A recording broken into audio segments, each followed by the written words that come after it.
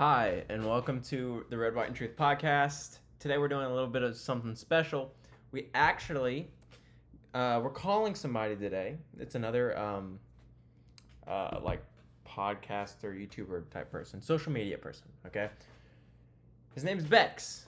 He's a transgender woman. You know, around here we don't use pronouns, so probably gonna step on a few toes today. But he asked me to call him in. We're debating EBT and SNAP benefits being taken away. Obviously, I'm a conservative. Bex claims to be a leftist, not a liberal. So we're going to see how this conversation goes. Most of you guys know by now that I'm kind of homophobic. I'm not scared of transgender and gay people. I love them. I just don't like their actions. Okay? So, without further ado, you can find Mr. Bex at Bex Worley or Bex Checks. Either or. One second. How to not push my religion on others for dummies. Come on, Master Gas. I got a comment on my Instagram. All right, we're gonna call Bex. Gonna call Bex. Here we go.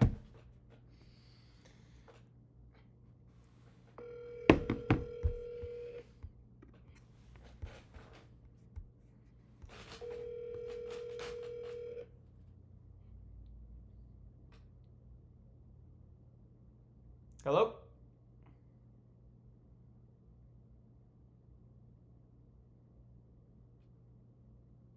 Hello?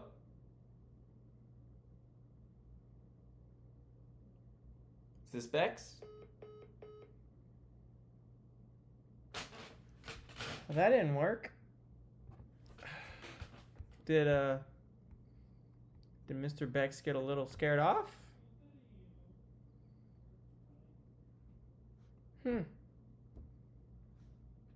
Yeah, so we call him back right now. Hello? Hey, can you hear me? Yeah, I can hear you. Oh, okay, sorry. Wow, I don't know. It's every time it's been doing that lately with Google Voice. Jacob, right? Hello. Yeah. How are you doing today? I'm good. How are you? I'm doing good. A little tired from work, but it was a good day. You know what? I'm actually also very tired. I've been sick all week, and I just did an hour-long call before this, so but I'll perk up. That's kind of crazy. I've been sick all week too. Yeah, that is. It's that time of year. Yeah. You're an electrician, you said, right? That is correct. Yes. That's What if I told you that I'm extremely jealous of that? That's a useful skill. Yeah. It definitely is. There's a lot of ways to make a lot of good money from it. I'm not at that position yet. I am making less than the median average right now, which kind of sucks, but hey, I'll get there. I'll get to that point where I'm making 200, 300 an hour. Just not right now. You do like 7 different jobs, right? Sort of. I definitely did a lot of different jobs over the period of what I've been doing. I also do general contracting. So like I also bid jobs as where I'll go in, I'll bid a job and I'll hire subcontractors to do that job. So I do both. So electrical is my job where I'm working for somebody. Then I have my own general contracting thing where I go to someone and I'm basically the contractor and sub hire out. I'll do as much work as I personally am comfortable with and what I know I can do. Like I can set countertops, I can build cabinets, I can build tables and all this stuff. But a wise person knows that they're not going to be the best at everything. Like if it came to roofing, I can do roofing. I'm not going to be the best at it, so I'd hire that out. It's just knowing what you're good at and what you're not at that makes you a successful contractor. Huh. I guess so. That's how construction works, huh? Yeah. Construction, remodeling, repurposing, all that stuff. I've also done online sales. Yeah, house and stuff. I've served. Sales. There was one point in my life where I was working 80 hours a week. It kind of was a little rough, but I got through it. I was wanting to buy a Mustang, so I finally got it. Wow. Yeah. A Mustang. What Well, did you? it was a 2005, and I paid like $2,600 for it, so it wasn't much. And then right after that, I wrecked it because it was my first time driving a real world car in the rain. So that sucked. Jacob, what? No. Don't ask people about my record with curbs. With my record with guardrails. I've hit 6 guardrails since I started driving. 6 guardrails? In my defense, I've been driving for 4 years, and I drive on average around 3 times the amount a year that the average person does. So like it sort of balances out. But I'm actually, believe it or not, I'm a fantastic driver unless it comes to not having windshield wipers when it's raining. Or just like taking curves. Yeah, well, the reason being is because I had windshield wipers and I didn't see the curve. Oh, So okay. when it came up, I was already going too fast. If it had been dry, it would have been fine, but it wasn't.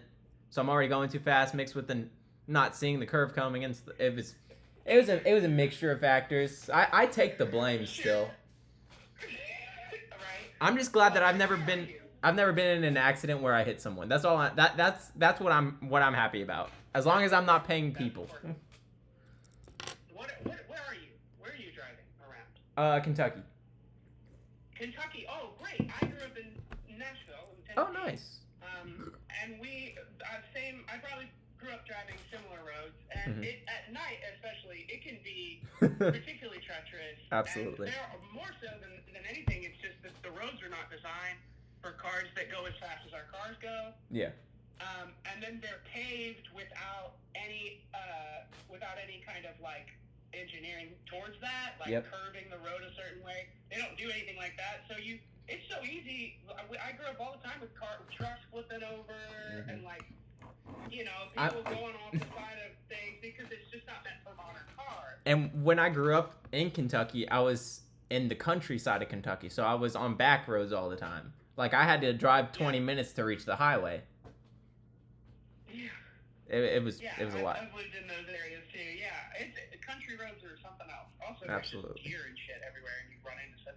And Kentucky is terrifying because when you when you go up into Kentucky from Tennessee, crossing the border, there's about a 30 minute to an hour long stretch where there's no cell service and no exit. Yep. And you're just like staring at an endless sea of trees. Praying that you don't run out of gas. Yeah. Yeah, if you run out of gas, you're just fucked. You're just there. Yep. I don't know what you do. Well, that's lovely. So Jacob, you wanted to. What are we debating? What did you want to debate? What was the original conversation, and then what was your position that you wanted to take? Yeah. So our original conversation was discussing EBT and SNAP benefits, and my position is that I am pro taking them away, but for specific reasons, as well as building a new system that doesn't have the flaws that our current system has. Our current system has a lot of flaws. For example, there's the requirement where if you don't have any dependents in your household and you're making less than the required amount, you have to work a minimum of 20 hours, which is that's a really good idea because that encourages people to work while still helping them, right? Wonderful idea. Sure. But only 18% of people that are required to work that 20% actually work it and continue to get benefits. And that's not just me saying that. That's actually found in the U.S. government website. You can look that up. I actually have the link right here. Let me find it real quick. What? Oh yeah, sure. I'll look at it. I was actually about to search it, but okay. No, you can continue. I guess. Yeah. Yeah. I'll Okay, so that's. I guess list your things, and then I guess I'll kind of review all of it at once. Yeah. So that would be epicforamerica.org for the 18% one where or 16 to 18% actually complete those 20 hours. Okay. And this is, I think, in America? Let me open my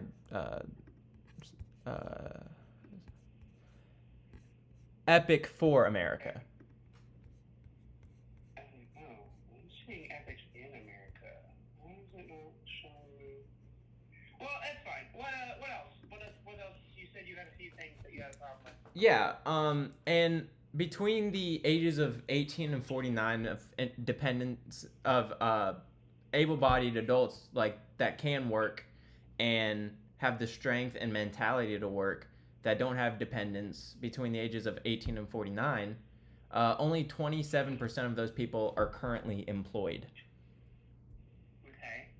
And that's found on the USDA FNS FY 2023 report, Table A14. And so to kind of summarize it as like as a position or a belief, you essentially don't agree with these things because you think people should be working to receive these benefits. Yes, I believe that there should be a minimum requirement amount of work as well. So I'm not sure if you're acquainted with how the system used to be before it was changed to where it's at now. It used to be you could only be on it for about 3 months. And yes, it's still like that, quote unquote, but these requirements are not enforced. No, I've been on SNAP only once, and it like they tell you that they kind of basically tell you that most people are on it for this long. This is how you should plan. You should plan to be on it this long. Yeah. They sort of just what's the word? They suggest it, but it's not a requirement like it used to be. I do know what you're talking about. Go ahead. Yeah, it's not. I feel like it's not. It was not really ever intended to be something that people needed for a long time. Yes. Because I think it had lofty ideals that people would use it, like we've seen in small experiments where they give UBI to homeless people. They just need it for a little bit, and then they figure out how to make their own money. Yeah, and right. If that were how this was used, that would be wonderful. If we could have a set amount put aside for that, then that would be wonderful. Because my family, actually, we had to go on food stamps because when the housing market crashed, my dad was a real estate agent. He lost the job. So we went on food stamps, I think it was for 2 months. My dad finally got a job. And then we get a letter from the government saying, oh, we made a mistake. You have to pay it all back. And they took that money out of our tax return. So, like, I have some personal experience with it, too. And we sort of just ate that. But I can see why it's definitely helpful in certain situations.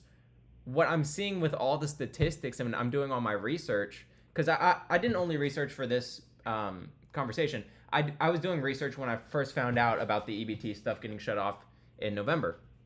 So when I started doing this research, I was like, dang, this system is actually exploited more than it's useful. Like, in total, only 4.2% of people on SNAP or EBT work full time. 4.2%. That's out of 40 million people. That's 1.6 million are actually working the amount of hours that it typically takes to support your family. And are you accounting in all of those numbers that make you so mad? Are you accounting for people who are elderly, disabled, or even like having a medical issue or some sort of mental disability or something that may not be perfectly on paper? Are you accounting for the disabled when you look through that? Yes, because only 6.5% are veterans, and there are less than 40% of those people are actually disabled. Of the veterans? No, of the people on SNAP benefits. 40% are disabled. Yeah, 40% are not able to get any job.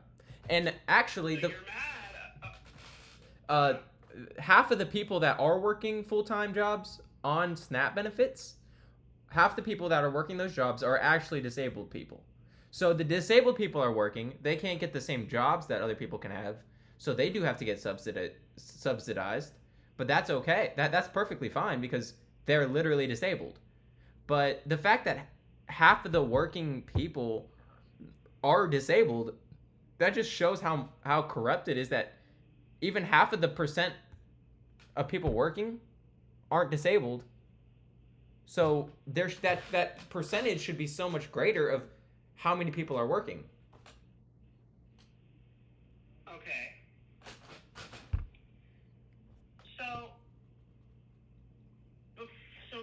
my thing is that where the first place that we disagree would be that I am a leftist, so I firmly believe that everyone, and that means every human being, should have free food and shelter. Okay. Can I ask you? We should have our basic needs. Okay. But before we do that, before we get into that, we could definitely get into that because I think we could have I'd like to hear that back and forth. Before that, I do really want to ask you. You said I don't like the system and I think it could be better. I'd really like to hear, before we get into my belief, what is it that you would replace it with? Absolutely, yeah. So what I would like to see is a certain amount of, so it doesn't have to be full-time work. It doesn't even have to be a job, okay? It could be community service. A certain amount of hours of community service towards making the country a better place. What counts for that for you? Food shelters, churches, there are different government things like cleaning. There's all different types of community service. Like if in high school, everyone has to have a certain amount of community service hours. You can give those. Does it have to be like government sanctioned, or can it be like you go out and you go feed the homeless people on your street every week? It has to be government sanctioned because you can't prove that. Okay. It has to be, and like you could just claim anything is at that point. The same reason why if you start calling things hate speech and there's a specific list of words that the government chooses, they can increase that list as much as they want. You take that on an individual scale. I can say that I was being community service by walking someone across the street. Oh, that should count as 3 hours of community service. You can't really do that, so there has to be laws of what counts, and it has to be like programs. Like there are programs like adopt a grandparent. There are programs like be a big brother and stuff. Like those all count as community service. These could definitely be ways to earn EBT and SNAP benefits. I feel like nothing should be given for free because that creates a society that is reliant on the government. And if we look at anything, if we look at any civilization in the past, when that happened, that government fell and they became wiped out. So that's why I think everyone should earn. Which governments? By government, I also mean kingdoms and empires. Anything where the people had to specifically rely on an individual structure to get their needs met, it created destruction. Okay, but why would we need the individual structure if we all just did it ourselves, right? So like, if it was for example, if it was if it was a communist structure, for example, like you brought up historical examples, like the Native Americans, many tribes were a communistic type structure, and they all did what they were supposed to do. They did their part because it was for the tribe, and because their needs were met at all times, because they all took care of each other. There's not really a governing force; it's just the people.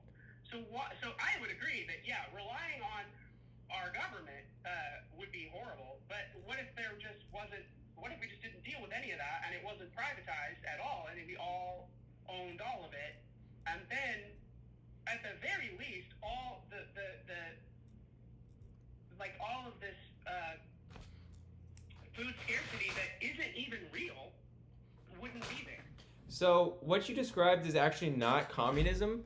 Communism is when everything is divvied out by a government structure. It's when every job is assigned by the government. Every dollar is assigned. Everybody has a specific value that they are given. Whereas in a community, like I was raised on a farm, right? we all did our job. Like, I would milk the cow, my brother would plant the seeds, my mom would pick the apples. We all had our job, yes, but also we were actively working. And like, you look at it now, right?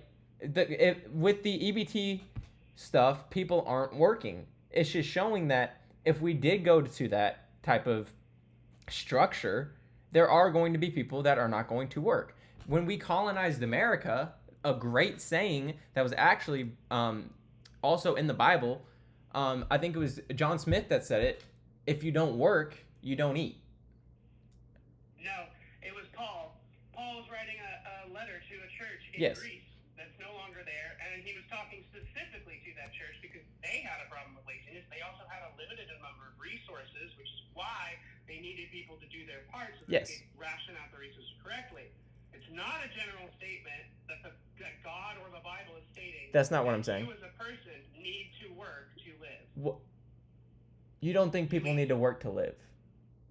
I don't. And I don't think you do either. So wait, by work, do you mean work a job or do you mean do physical labor? I don't think anybody should have to do anything to have the things that they need to live. I have a question for you then. Yeah. Where is the food coming from? The same place that it's coming from now. Yeah, people are farming now. Those people would also have their needs met. So they would have no reason not to keep doing what they're already doing, except now they know that they're going to be fine and that they are going to consistently, until the day they die, have everything that they need: food and shelter and medical attention. So you think that people should do our individual duties in society to make sure everybody can live, correct? Yeah. That's a job. I don't see why. Farming is a job. Well, sure. You're going to be working no matter what. Everybody's going to have to work in society. It's not you have to do something in order to get what you deserve, even in a communistic society. That you're talking about, if you're not working, then you're going to be a drag on society, and people are probably going to cut you out. So if you're not right, I understand. I'm not saying that people shouldn't have jobs. Mm-hmm. I'm saying, we are potentially heading towards a future where there are very limited jobs for us to do, thanks to automation, and we have to be realistic about that. But there probably is going to be large portions of the population that there is no jobs for. Okay. So there is some accounting for that in my philosophy, but it also comes down to the fact, like, I agree that work is required, and I want to set up an analogy that I think is going to help both of us here. Okay. That we can both kind of pick apart. Let's say you and I just used this in the last call, so I'm stealing this from Joe Von Bradley. If you don't know who that is, look him up.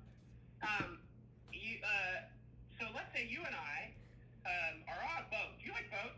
I Jacob? do. Yeah. I love boats. They're awesome. I hate the ocean. Nobody should go out there. It's terrifying. But we're out on the ocean against my will. I hate it. We're out on the ocean. We're having a good time. We're chilling out on this great boat, and then we see this beautiful island, right? Yeah.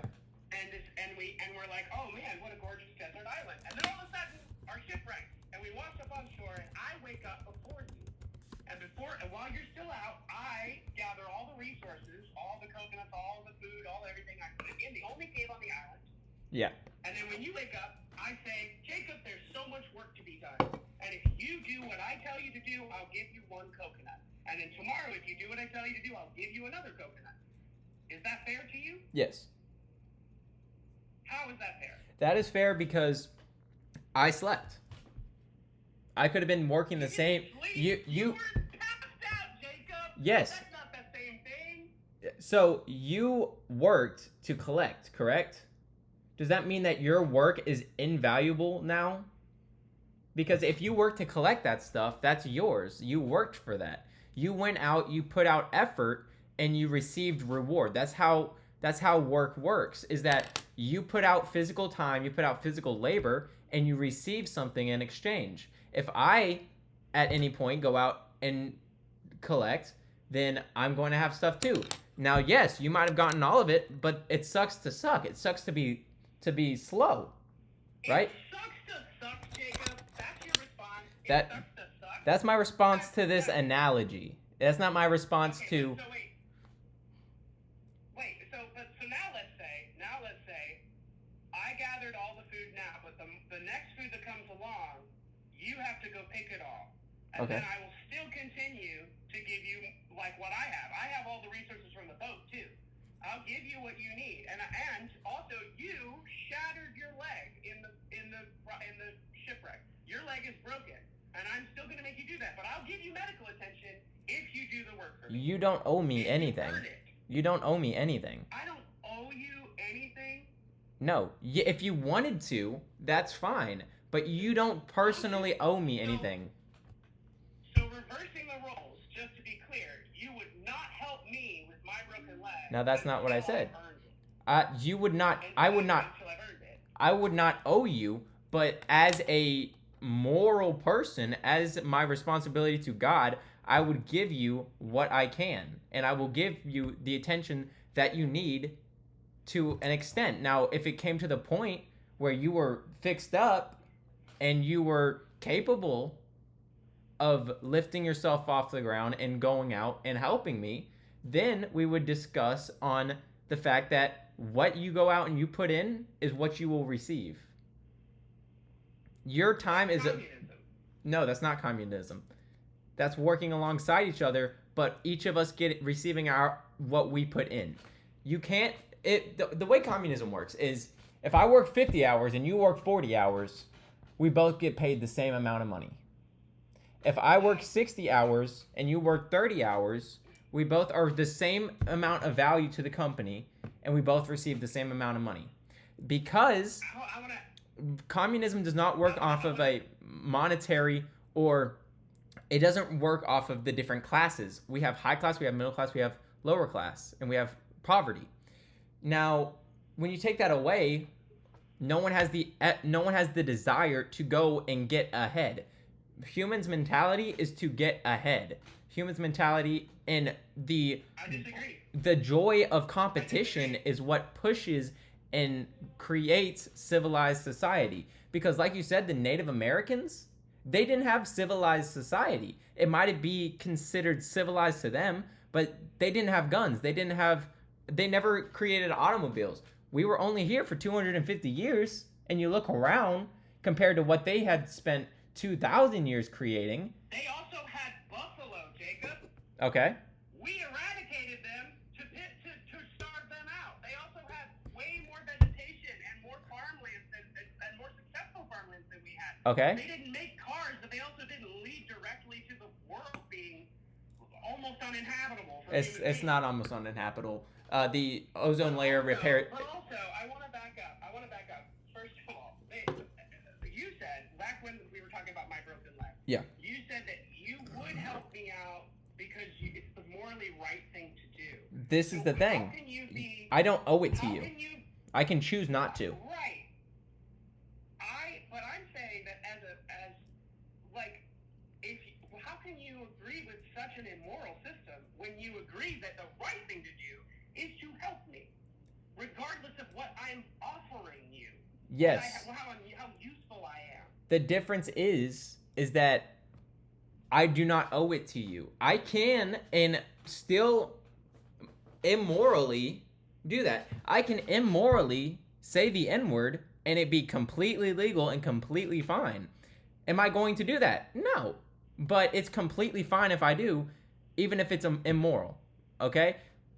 We have to do our best to provide for other people. The thing that crosses the line is I am able to pay my bills, right? But a large portion of my money is taken away from me in taxes.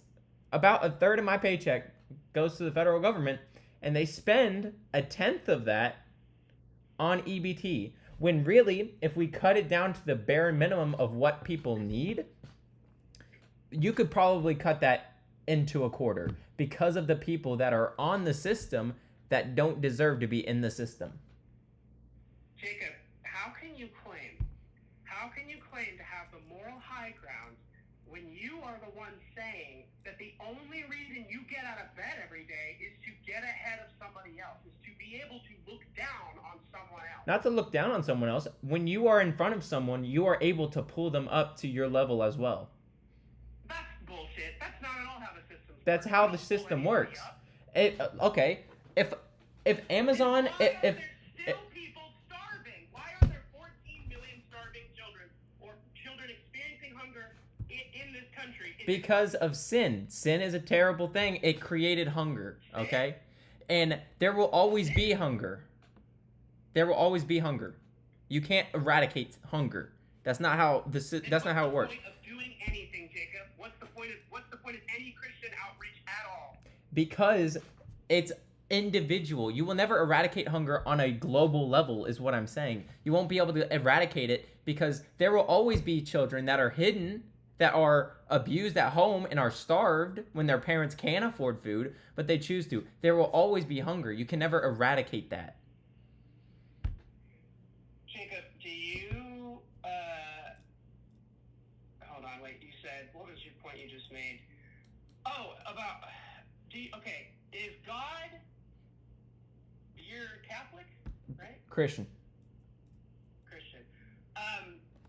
Is God, so you believe in just like the Christian God in the Bible, right? I believe in the Trinity, correct, yes.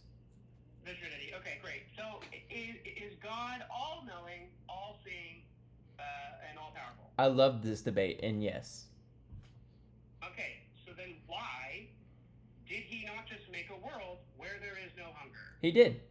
And also, He did. I could argue that he did. You know who corrupted I'm it? asking, why can't he step in now and solve it? He can. Why doesn't he? Because it's free will. God gave us free will in the beginning, and we decided to destroy the world. God is able to create things and destroy things in the world at his choice. He created a flood that destroyed the entire world.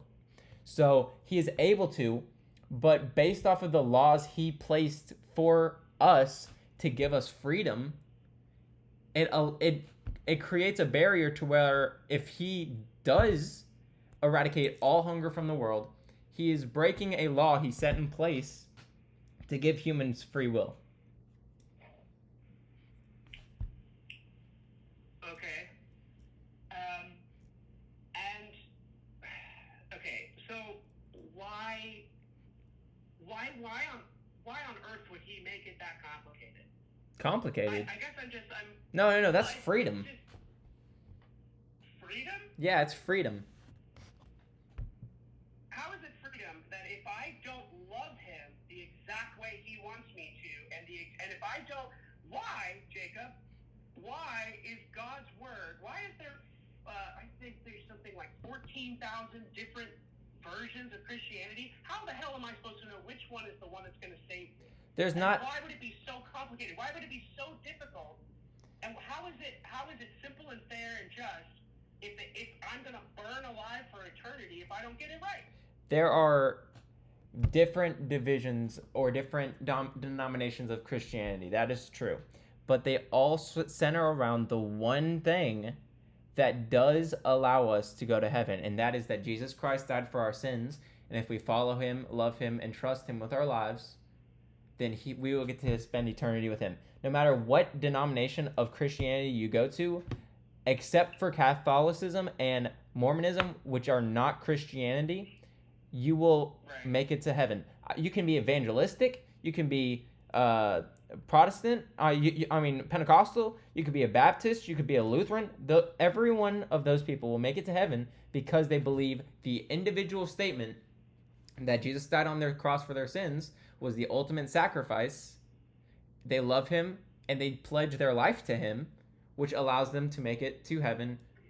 And the differences that they have are differences on how they interpret specific scriptures. Now, some people say that there can be female pastors. Some people say that there can't be. Is that going to change whether you go to hell or not? That does not change whether you're going to hell or not. Me personally, if you read the Bible and you read the Bible at face value, the way it's intended to be read, it's not a parable. Women are not supposed to be pastors. Okay. Jacob, is there any woman in your life? I'm sorry. I know we're just sort of jumping around. It's fine. I love going over. I love. Okay, I hope you're enjoying. I'm enjoying this sort of conversation. I am too. It's Yeah. very fun. I know we're not formally debating at this point, but the point of my show is just to check on you and see how you're doing and to get to know you. So I'm just curious. I lost the. You asked me if I have any women. Oh, do you have any women in your life who you look up to and you look to for guidance? Sort of, not in a leadership way, but in a way that I can learn from their previous mistakes. What? Not in a leadership way. I don't look to any woman to lead me, but I do have a respect and wisdom to know that people do have good experiences that I can personally learn from. A wise man once said, I don't remember who it was, but he said, I would prefer to learn from other people's mistakes than to make those mistakes on my own and suffer the consequences. I know that quote. I don't know who that is. But I can't either. But yeah, you specifically said you can learn from their mistakes. Well, can you learn from their successes? Yes, absolutely. Okay, do you believe that there has ever been a great female leader? That's a really difficult question. Has there been a great female leader? Yes, but is it great that she was a leader is the question. And my Christianity beliefs say that women are not supposed to lead men in of a house or of the church. Why is that? Why is that? Like, in the church. In the church or in the house. Outside of the church. I'm not entirely sure about that. I'm only 20 years old. I'm always furthering my my reading of the word. But from what I understand so far, I will not personally have a woman have leadership over me, other than if I was younger, a mother. But even still, there's a father above her. There's my father above her. Okay. Have you ever heard of Boudica? I have not. She was the queen of an ancient British Assinti. I looked it up. Iceni tribe, who led a failed uprising. She did fail, but that's just because the Roman Empire was fucking ginormous. But she led an uprising of British people against the Roman Empire, and she was so feared. She was genuinely one of the greatest threats against the Roman Empire ever known. And That's incorrect. That's incorrect. It was just her. So that's just one example. There's also, I don't remember their name, and I should be able to Google it, but there's that, they just made a movie about that tribe of women in Africa that for thousands of years it was a matriarchal society where women were the warriors. We know, let me ask you this, Jacob, do you know any women in your life who are single, live alone, pay their bills, work a job, they know what they're doing? Do you believe there are women out there that are capable of doing it all by themselves? I believe that there are women out there that can. I don't personally have anyone that I know that is like that, but I do know that they are out there that they can. So if we know, we have proof yes. There are women in the world who have, then why should we continue to believe in an old Iron Age book that tells us that they can't? I never said that they can't. I said that they cannot lead in a sense of the church or of the home. But why not? Does God not speak to women? He does, but he speaks to women through their husbands, the Bible says. What? Yes. Wait.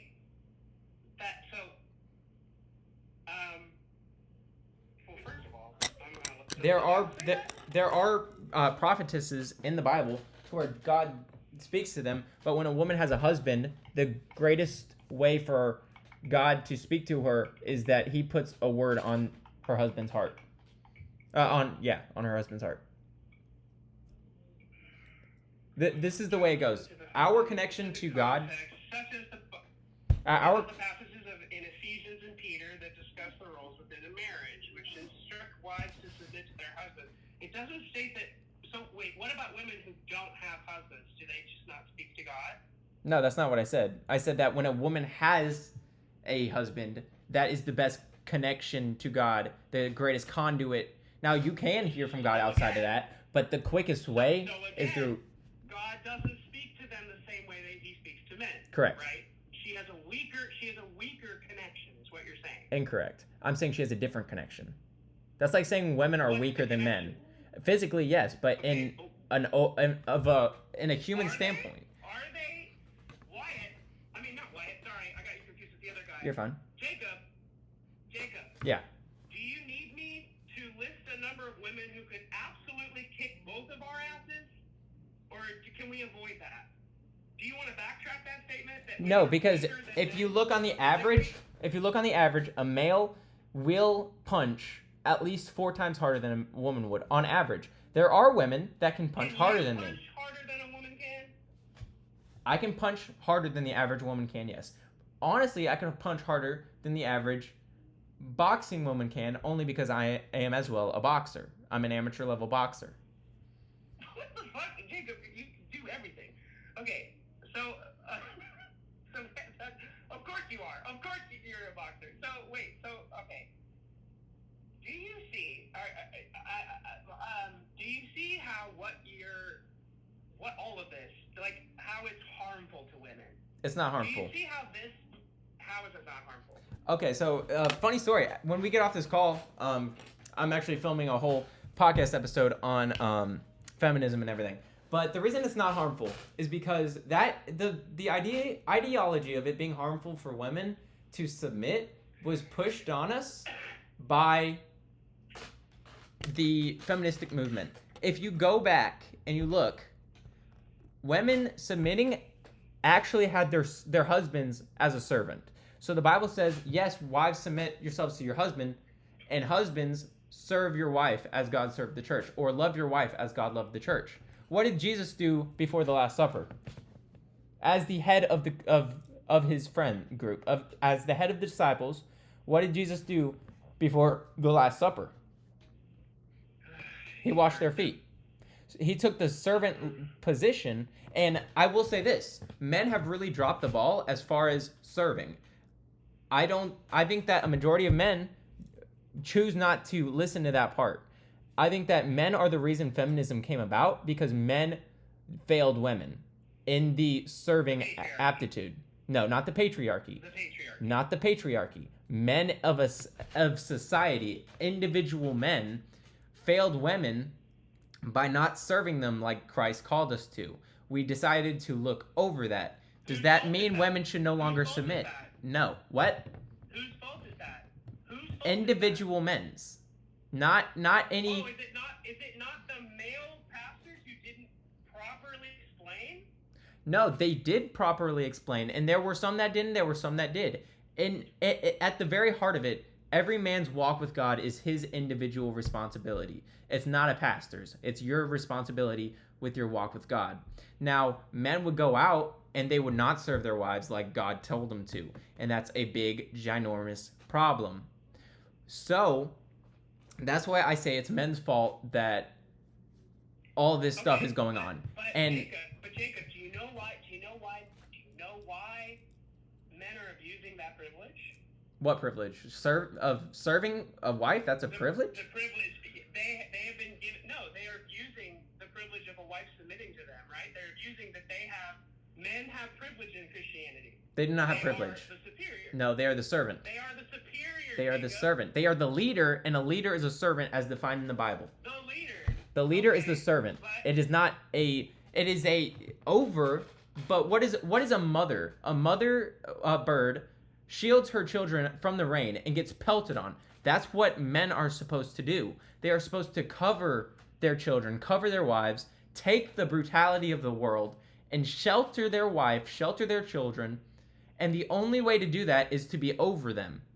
So what I'm saying, Jacob, is in the same way, yes, of course, that's what men are supposed to do. Yes. But in the same way that you don't agree, that in the same way that you believe that people should not be given the opportunity to have benefits without working for them, and because if they're given them without working for them, they will abuse it. That's the exact same thing I'm applying to this. That men should not be submitting to their husbands at all, because we know after billions of years of examples that the world is not billions of years old. Why it is. Have them submit at all? Why not instead, Jacob? Why not instead be an equal partnership?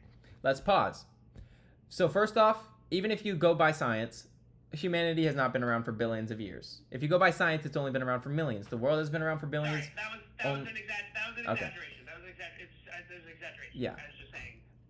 I understand. Wait, hold on. Are you about to make a creationist argument in the middle of this? No, I'm just going to tell you that I personally believe it's only been 6,000 years, but it doesn't matter in this conversation. What? Where did you get that number? You can find all that information in the Bible. Okay. All right. It just takes a little bit of math. And so what were we were okay, yes. So when the reason why I think people should have to work for benefits, okay, compared to men having wives submit to them, is because men are working for that. They are supposed to be serving. Now, like I said, with the EBT... But they're not, right? Because there's so many lazy people Exactly. out there. So we know Exactly. there are lazy men out there who are not holding up their end of the deal. So yes. Why, Jacob, should we force women to submit to them? Because, like I said, I think we should rebuild the EBT system. We should continue to give people that work for it. So, do I think that it's okay to stop submitting to men? No, I think we need to teach our men to be someone worthy to submit to. Why does anybody have to submit at all? Because that's where society thrives. Are you kidding me? I'm not kidding you. Society thrives when women submit to men. When some women submit to men and men serve women. Think of every major war to ever start. It was started because men loved women. And they went to war because they wanted to protect their home or they wanted to provide for their home by conquering. Wait, you're saying that every war is a beautiful love story? A majority, yes, but not necessarily beautiful. It's on the individual level. If I didn't care about my wife, about my kids, about the women in my life, I would not build something for myself. The whole reason I'm building something for myself right now is to give my wife something, give my kids something to have. And the only reason I would ever fight is for my wife and my kids. Look at the Persian army, okay? Alexander the Great changed the system that his father had. His father did not allow wives and slaves to come along on their expeditions of war. Whereas Alexander changed, what men could now bring their wives. And if your wife is behind you on the front line, you are going to fight so much harder to make sure you don't die so that your wife is safe. That is what drives the individual man to go to war. So when a country goes to war, a man will take up arms to protect his wife and his kids and the women in his life. There's like no money in it for the individual man to go to war. Well, debatable. Jacob, what do you like about your wife? I don't have a wife. I have a soon-to-be fiance. I say soon-to-be, but it's like a couple years down the road. You said wife and kids. Sorry, do you not have wife and kids? Sorry, No, I'm saying like when I do, and I'm also using the broader term of individual men fight for their wife and kids. I'm using that as when I have that. Okay, sure. Okay, that's right. Okay, your girlfriend. What do you like about her? I like everything about her. I mean, obviously there are some things that are kind of like not like so much, but like that's common for everyone. But yeah, I love her beauty, her the way she talks, the way she walks, the way she acts, the way she treats me, the way she loves me, all that stuff. What about the way that she treats other people? That's important to me as well. What about what she's done for herself before you ever came along? That's important to me, yes. Okay. Do you think that your girlfriend would be capable of taking care of herself? Yes. On a system, on a society level, yes. But not on a religious level. Not on a religious level, no. Okay, I was going to go down a different path. So you're saying that you do think, like, if you don't think that she needs you in the sense that, like, she can't fend for herself, that she couldn't earn money, she doesn't know how to, she's too stupid to figure out how to, like, pay taxes, or, like, she doesn't need you to run the house, to do all these things. She could do all that. If you just never met, you never came along, she was single, she could do all that. You believe Correct. that, right? Yes. Okay, just as well as you could, right? Not just as well, no. Why? Because naturally, men are going to be a better provider, a better protector, naturally. So then you do believe it goes beyond just religion. You do believe that women are inferior. I believe that, no, not inferior. When you use the word inferior, you're talking. No. What I'm saying is that they are inferior in the production, in providing, and in protecting. That is a man's role. What they are better than men at, because there's two sides of every coin. What they are better at is caretaking and nurturing and homemaking. That's what they are better at. You need both sides to the coin. You can't have two heads, you can't have two tails. You need a head and a tail. One does one thing better, one does the other thing better.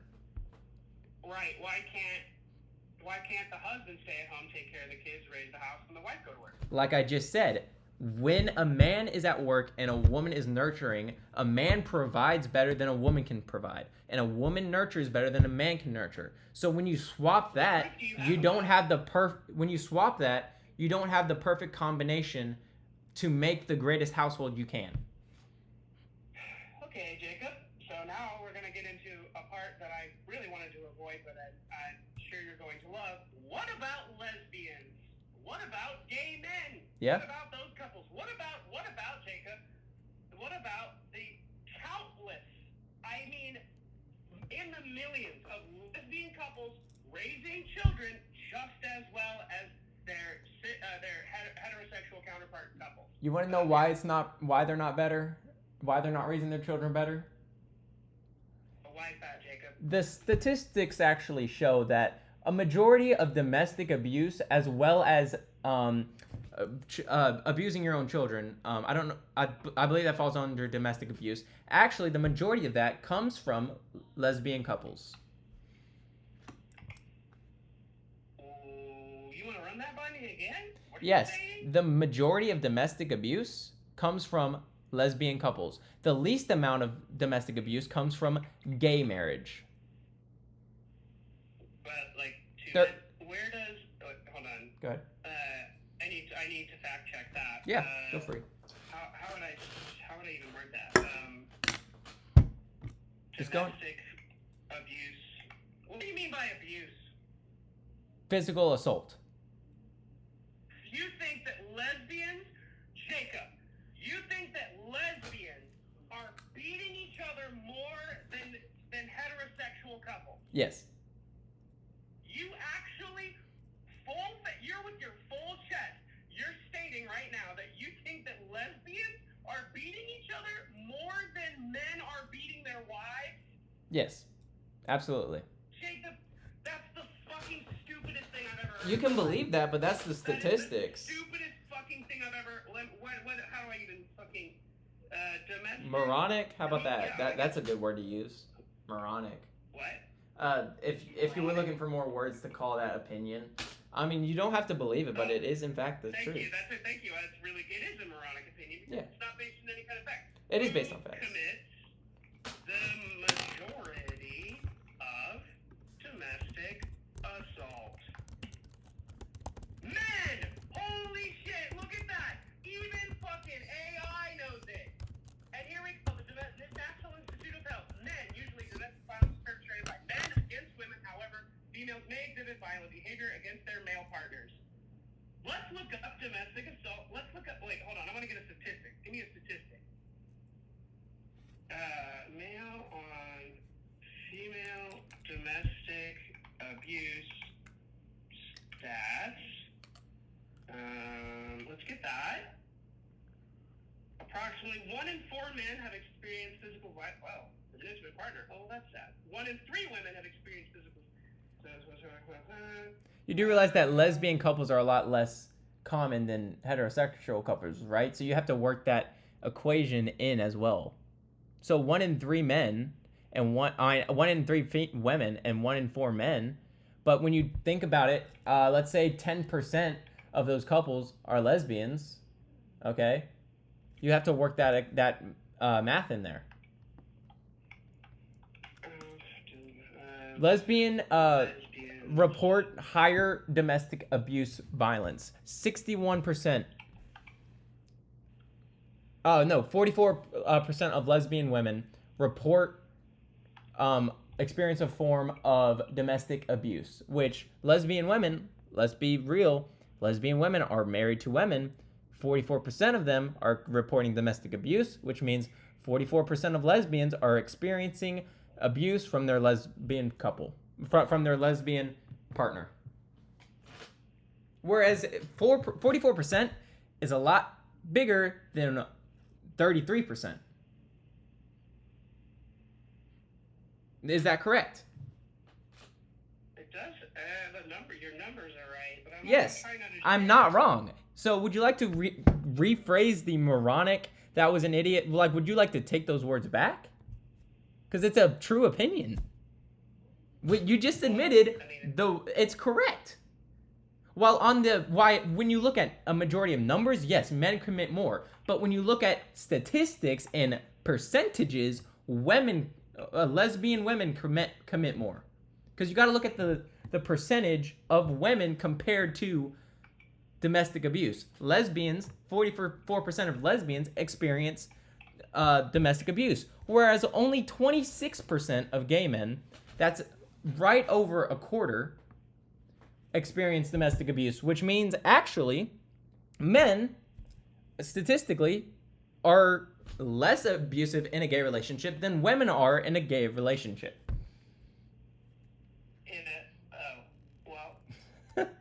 Okay, but I'm having a guess on what I'm having. Okay, yeah, I guess I will accept that it wasn't a moronic statement, but I still think that your opinion about it is based entirely rooted in misogyny.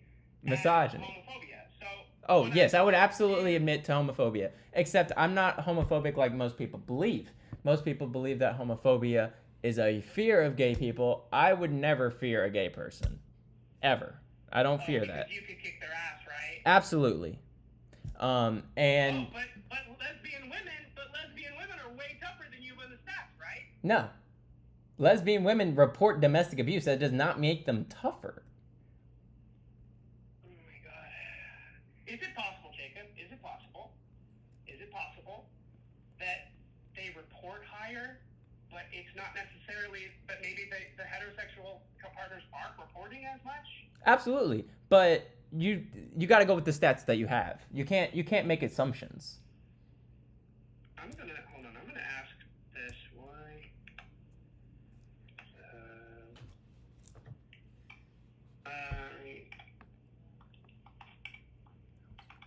Maybe this will tell me. Hold on.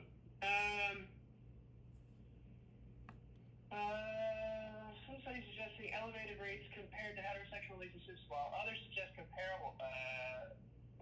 Several factors may contribute to higher rates, including minority stress, internalized homophobia, sure, and societal factors that overlook abuse in same-sex relationships, like the myth of lesbian utopia, right? Yeah, okay. Well, what was going to be my point? Oh, what I'm curious. So, what I'm curious about though is why does that make you think? Well, I guess because you're homophobic. Why does that make you think that heterosexuality is better? Also, I'm assuming then you think that being gay is a choice? Yes, absolutely. Okay. You want? I can actually. Well, I guess we gotta... I'll give you a little bit of insight. Okay. I don't tell many people this. Dude, Jacob. Yeah, I don't tell many people this. But I think like literally only my girlfriend knows. But I'm actually proclaiming it to all of YouTube now. But that's okay. So at one point in my life, I experienced sexual attraction towards men. Now, I believe that this was because of hormones. I was going through puberty, and so obviously my hormones were all jacked up. They were all over the place. So this created some some things firing off in my brain that shouldn't have been firing off at that time because my brain was reacting erratically. So I didn't act on any of those attractions.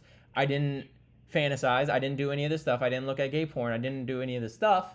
And eventually because I didn't give it an identity, I didn't allow it to fully take root in my heart, in my mind, it faded away once my hormones got corrected. Okay. And I believe that if you chose to hold on to that, like a lot of people do, when they choose to squeeze that and make that their identity, and they choose to harbor that, and they choose to accept that, now that is going to stay because you accepted it, you harbored it, and you just kept it to yourself. You kept it as a part of you. Now that's why I say it's a choice. Initially, it's your hormones acting up and just going crazy, but you accepting that as a part of yourself is when it's not. It's like accepting a leech as a part of you now. A leech is bites on your arm, becomes a part of you, and you're like, oh well, it's a part of me now. No, you take it off, you rip it off, and you throw it away. That's why I say it's a choice. Okay.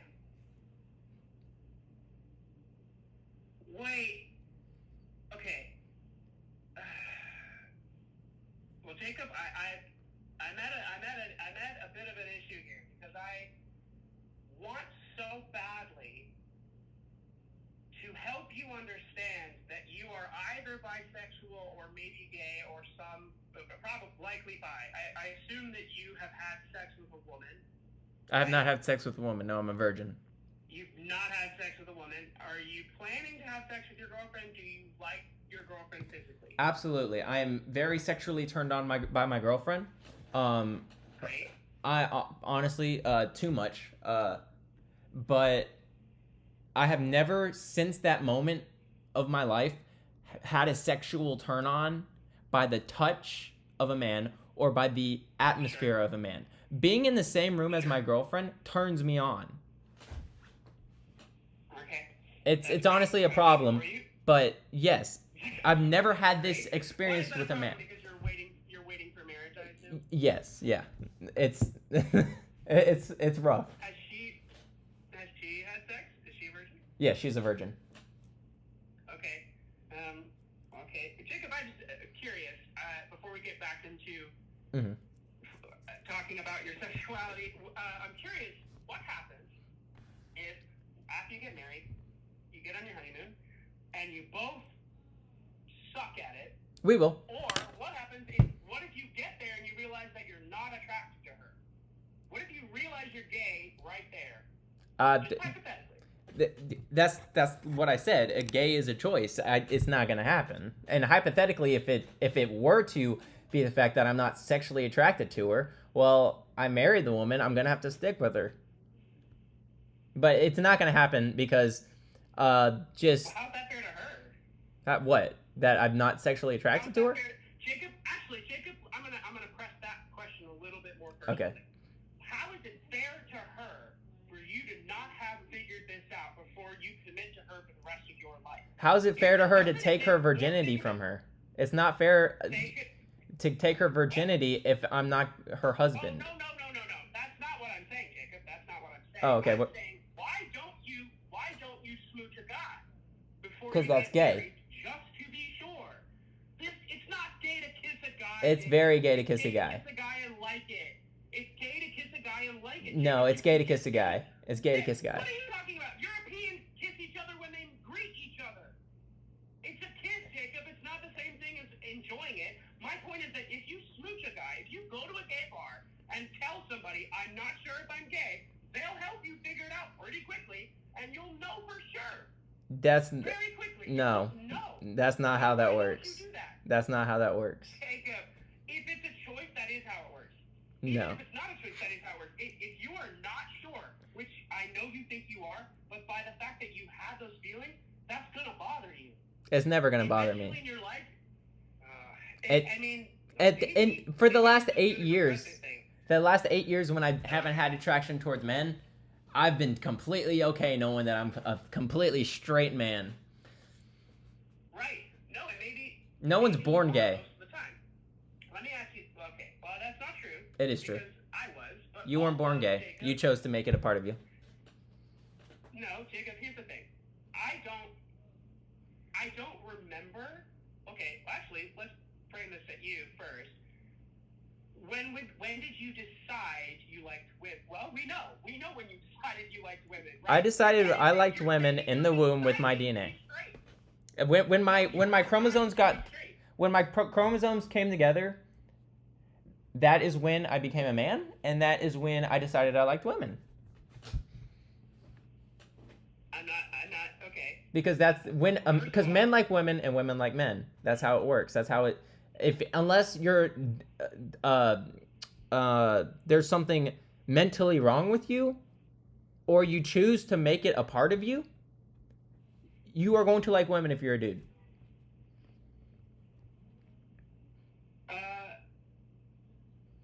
Okay. So then, here's the thing. Like, for me personally, right? I'm attracted to women. I have been my whole life. I like you, right? I think I fully believe I was born attracted to women. Okay. Right? Then when I moved out here, I experienced a much more accepting environment of people who are gay, and of also, as you were clearly trying to tee up, gender identity and things like that. People were much more accepting. They did not nobody forced anything on me. They just shared their own experiences. And I said, wow, that's pretty cool. And then, for a little while, Jacob, for about a year, I was pretty sure that I might be bisexual. Or that I might be a little bit attracted to men. And I began to, kind of like you're saying, I began to a little bit accept that part of myself. I began to look at that part because I, like you, was raised to shove that down and believe that those feelings, those natural feelings that I was feeling, were wrong and were sin, and that my mom was comparing being gay to an eating disorder, that even though I am hungry, that does not mean that I should eat, right? So I grew up with that. That's actually a great analogy. I'm going to definitely use that in the future. Please don't, because it's fucking dangerous, Jacob. It ruined so much of my life, shit like that. Because I went through my life denying who I was, fucking miserable, until I finally have just 2 or 3 friends that gave me a space to be exactly who I wanted to be. And then I was able to start figuring that out on my own. And for the first time in my life, I started asking myself, like, what is it that I want? What is it that I do? And that's how I realized that I was trans, and I got all through that. But then, Jacob, then I realized that the only reason that I thought that I was attracted to men was because I thought that if I got with a man, it would validate me as a woman. Wait, so I realized, Jacob, that I'm not really bisexual. What it really is just that I'm incredibly open-minded. And it doesn't really bother me that, like, some men are objectively attractive. Some men, I could look at them and be like, dang, yeah, I'd kiss them. That doesn't mean that I'm actually necessarily... That just means that I'm incredibly open-minded, and I think that being gay is a spectrum, and I might be a tiny little bit into men. Okay. Right? A little tiny bit. But it's not enough that I would want to act on it. I don't want to live with men. I don't really like men all that much. I don't want to be in a relationship, a long-term relationship, and I definitely am pretty sure that I don't want to have sex with a man. Okay. But I want to express to you that you thinking that you might, first of all, doesn't make you, that's not a gay thought. I don't think I might. But I actually you don't think you might what? Might like men. There's no doubt in my mind that I do not like men. Well, you thought you did. No. I got sexually attracted towards men for a brief period in my time because my hormones were messed up. But that aside, you said that you're transgender. Are you male to female or female to male? What do you think I am? I believe that you are male to female. Yeah. Is that correct? Right. Okay, so you're straight. No. You like a woman. Well, not that. If you're going by. You're a female. You are a male lesbian, is what you're saying. Like, you were born a male, you converted to being a woman, and now you like a woman. That is straight. Yeah, I guess you could technically call it lesbian, I guess. So there's nothing messed up with your brain. Even you being a woman. There's a lot of different, Jacob, there's not straight talking about is sex. And that, by the way, is wildly different for a lesbian. And also, everything else in my life, like as far as my relationships and my relationship with my partner, it looks completely different than the heterosexual relationship that you would consider before. My whole point is you are attracted to women majority. Like, there are a couple men that you are attracted to, but a majority of the time you want to spend the rest of your life with women, correct? Well, Females, yes. The part that that's messed up in your brain is not your attraction, okay? You are completely normal in liking women because you have the chromosomes of a dude, okay? You are like I am. I like women, just like you do. Jacob, stop for a second. Okay. Stop for just 1 second. How do you know what chromosomes I have? Because you were born a man. Do you know that there are chromosome conditions where yes. there are all kinds of varieties? In fact, there's not just 2 kinds. Did you know that? There is an abnormity, yes. An abnormity. So, but what is normal, Jacob? Normal is XX and XY. So, wait, so you mean typical? Normal. Those are normal. Abnormities. No, they're typical. They're what we typically see. However, we do have many abnormal cases. Yes, abnormities. Strange different things. If I was born with 6 fingers, Jacob, that's an abnormity. Jacob, shut up. Hey, don't tell me to shut up. Let's be respectful. Let's be respectful. Listen to me, Jacob. If you don't know, if we know then that there are chromosome types that are atypical. That are abnormal. How the fuck do you know what my chromosomes are? Can you see them? Because unless you're the 0.02% of the population, which I doubt you are, then you're going to have male chromosomes. You don't fucking know, Jacob. So you are asexual, so you're not attracted to anyone. What do you mean? That is another type of thing that can happen purely based off your chromosomes. Another thing is you could have been born with both a pole and a vagina, but the thing is only one of them works when people are born with both. That's not always true. That is 100% true. Only one works. They both, you have both, but only one sexual reproduction organ actually is useful and productive. Just gonna quickly fact check that because I think I might be thinking of a different. Oh, you're right. Yeah. Okay. Yeah. I think I was thinking of a different intersex thing. So okay. So oh my god. So do you want to? Okay, we've discussed now chromosomes and sex.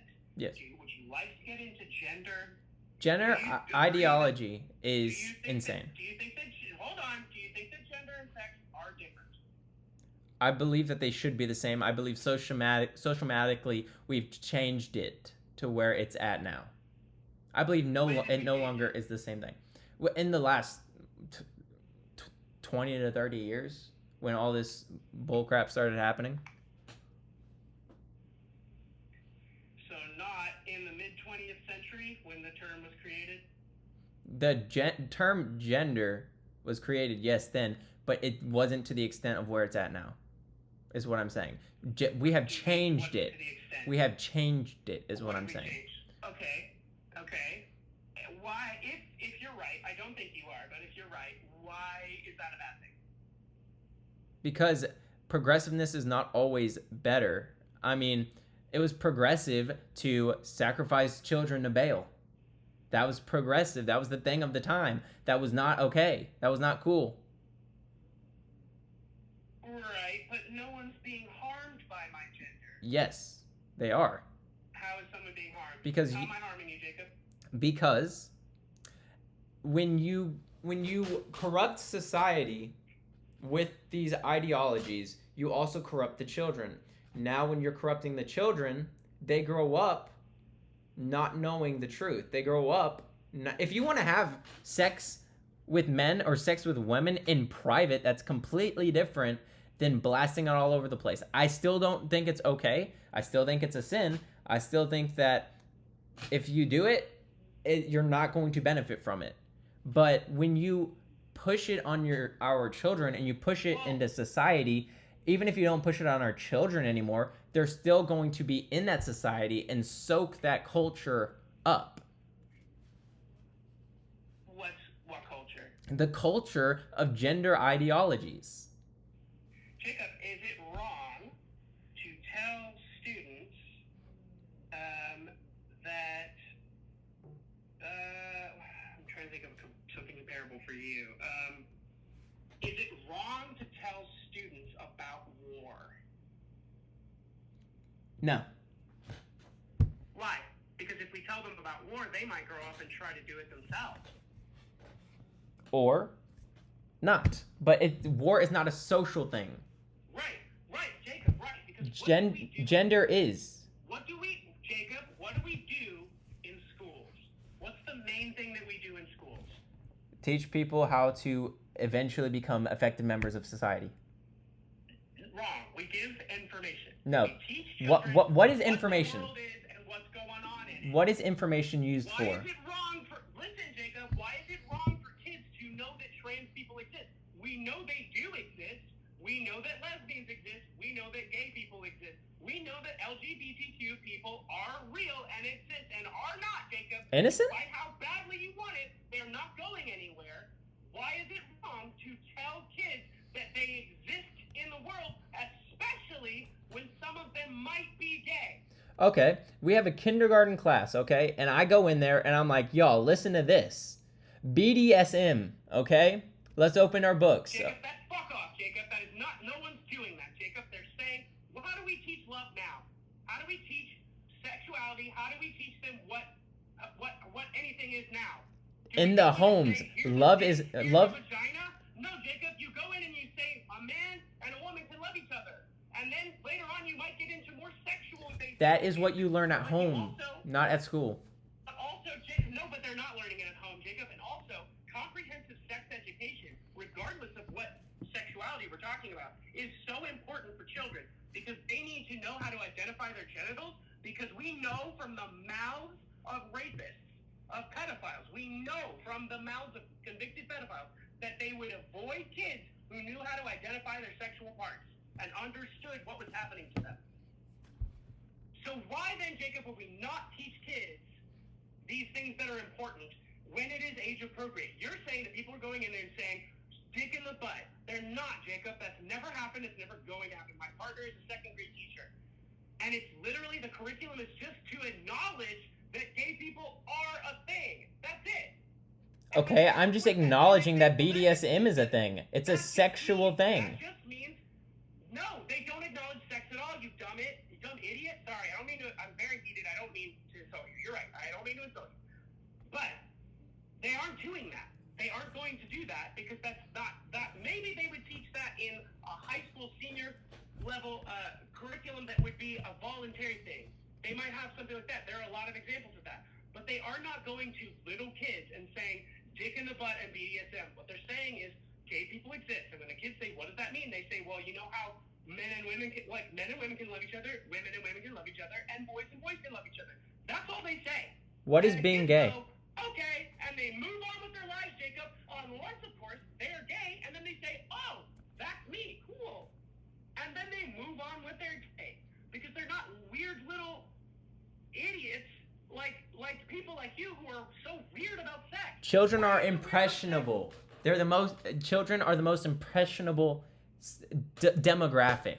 Why is it wrong? You have to be careful with what you expose children to. Why is it wrong? What is inappropriate about lesbians and gay people? What is inappropriate about successful relationships, loving relationships, successful families, loving families? What's wrong with it? Since when does anybody ever go into a school in kindergarten and learn that men and women love each other?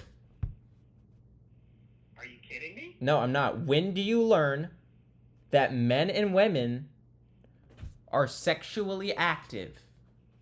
You don't. Then what is being gay? What is being gay? You learn sex. Attraction towards the same gender. When it's appropriate, when appropriate age, Jacob. You learn about sexual activity in high school. Yes. Did you go to school? What? You went to Catholic school. I did not go to Catholic school. What is gay? What is it? What is being gay? It's being attracted to the same sexuality that you are. Correct? No, being gay means, I guess. What is attraction? Attraction is sexual. What? You can't be attracted to someone that you are not sexually attracted to. Jacob, can I ask you a question? If a little kid walked up to you and said, "What is love?" what would you say? If they said, "What does attraction mean?" what would you say? I would say you can worry about that when you're older. How is that better? Because I'm not exposing them to something. I'm telling them that one day they'll be able to learn that. The same reason why if a kid walks in on their parents and the parents like you'll hear about this one day, you're not exposing to them at that moment. Hey Jacob, have you seen The Incredibles? I have. What is Mr. and Mrs. Incredible? They are a mother and a father. Oh wow, and they're also a husband and wife, aren't they? Yes. Do you think the kids are able to wrap their fucking heads around that? Yes. Yeah, so then they probably would also be able to wrap their fucking heads around a wife and a wife and a husband, couldn't they? No. And you could tell them all of this without ever once mentioning sex or exposing them to horrible things, right? No. What? Then by your own logic, then every Disney movie is inappropriate for children because it exposes them to romance. It exposes them to heterosexuality. No. How is, Jacob, that's so fucking dishonest. It's not dishonest. The same way you're saying I don't understand you being gay, I'm telling you you're not understanding me. I could sit here for 30 more minutes and explain it to you, but because you are disillusioned, you are not going to understand me, especially because of how closed off right now you are. If you were open-minded, maybe, but you're not open-minded right now. You're the one who's not open-minded. You don't think that kids should understand about the reality around them. Why do you have a problem with kids Why do you have a problem with kids not? You're the one who's closed-minded here, Jacob. No. I'm the one who is. No. What are you talking about? No, I'm not closed-minded, and you want to know why? It's because I am sitting here having trying to have a lighthearted debate, and you're just over here insulting me. A lighthearted debate where you're basically calling me mentally ill. I'm not calling you mentally ill. You're invalidating my entire identity because you think it's gross and because you have internalized homophobia. It's not homophobia. Homophobia is being scared of gay. Homophobia is being scared of gay people. I'm not scared of gay people. I dislike the action of being gay. Jacob. Dislike, not homophobia. Jacob, I'm pretty much done with this at this point. Okay. But I did want to really quickly, because I was looking this up while you were talking earlier, and I realized something, that the statistic of the lesbian relationships thing, right? Yes. What that statistic is actually saying is that women are more likely to have been assaulted. Therefore, a relationship built of two women means that both of them are more likely to have been assaulted. This is domestic abuse. That means that two women. This is domestic that's abuse. Not what it says. That is the one that I experienced domestic violence in their lifetime. In their lifetime. That does not mean all lesbian relationships are dealing. You with just it. said people are born gay. If they were born lesbians, they would never have had a relationship with a man.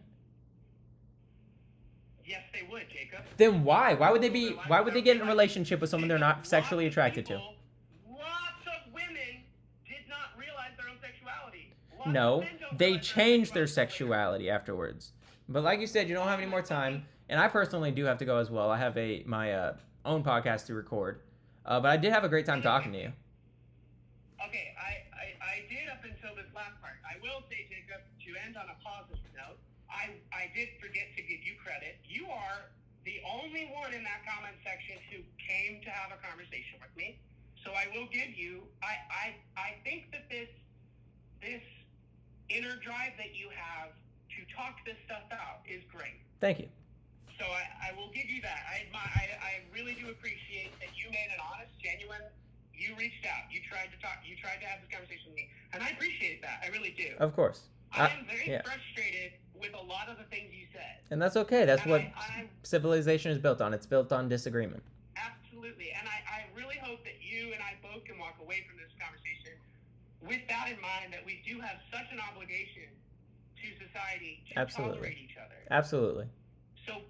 So please, Jacob, the next time that, please understand that there are gay kids out there, whether you agree with them or not, whether you think they exist, there are gay kids out there. Please, I challenge you to look more into this, because there's science to this. We have evidence that people are born gay. Please look into it.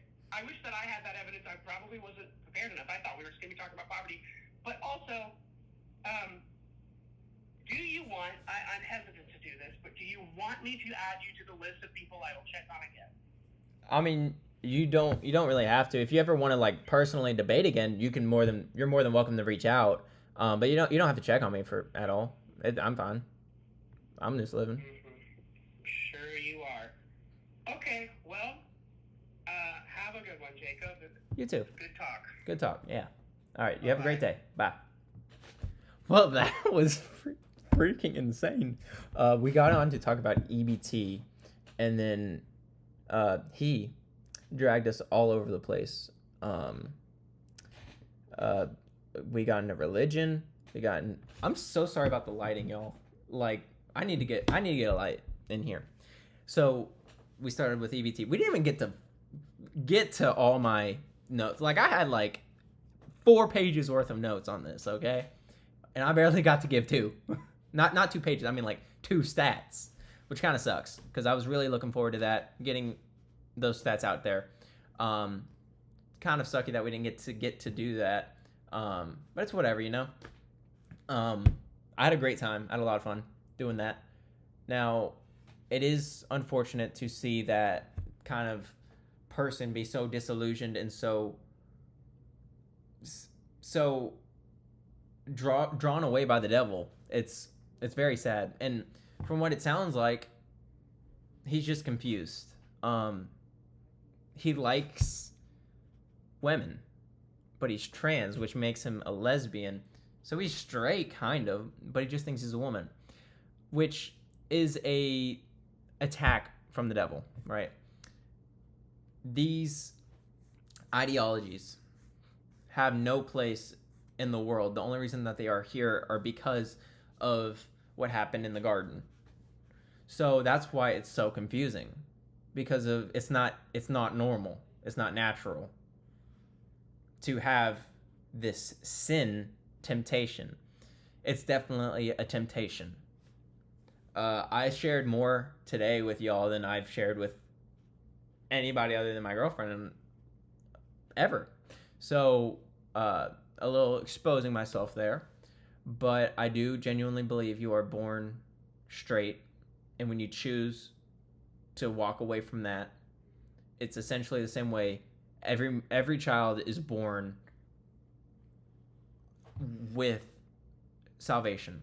It's when they become of the age of accountability is when that is taken away, when your choices dictate what happens. When it comes to EBT, it's being taken advantage of. I'm not saying don't provide for people that genuinely need it. We need to create a new system, a better system, to where this help is going to people that genuinely need it. You look on social media today, you'll see video after video of people that are like, y'all pay my bills so I can go hang out, so I can have fun, all this stuff. That's not okay. We need to abolish that. And yes, people are going to be hungry for a while. But when we rebuild that new system, the people that genuinely need the money are actually going to be provided for more if we build this new system, which I'm saying we should. And I honestly think that's what Trump is working towards.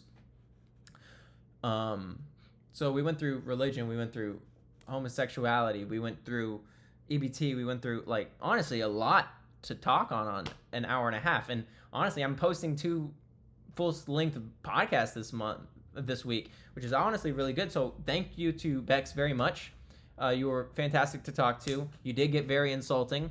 You did attack me. I personally was telling you my beliefs, which you found insulting, but I never insulted you specifically. You were specifically insulting me. You called me moronic. You called me an idiot. You called me, I think at one point you called me a bigot. A lot of things. Personally, I wanted to call you the F slur. I didn't because I had respect for you. As a human, I do not respect the sin that you have fallen into. That being said, thank you all for listening to the Red, White, and Truth podcast. I hope to see you guys again soon. Again, if any of you guys want to do what Bex did and have a conversation on the phone for something like this, feel absolutely free. It's wonderful. I love debating, especially with people that disagree with me. It's the only way you can really debate, right? Thank you for watching Red, White, and Truth. I really, really, really hope that God shows up. He brings his glory and it washes people's homosexuality away. Jesus is coming soon, y'all. Stay cool, keep your head down, drive harder, drive farther, drive faster.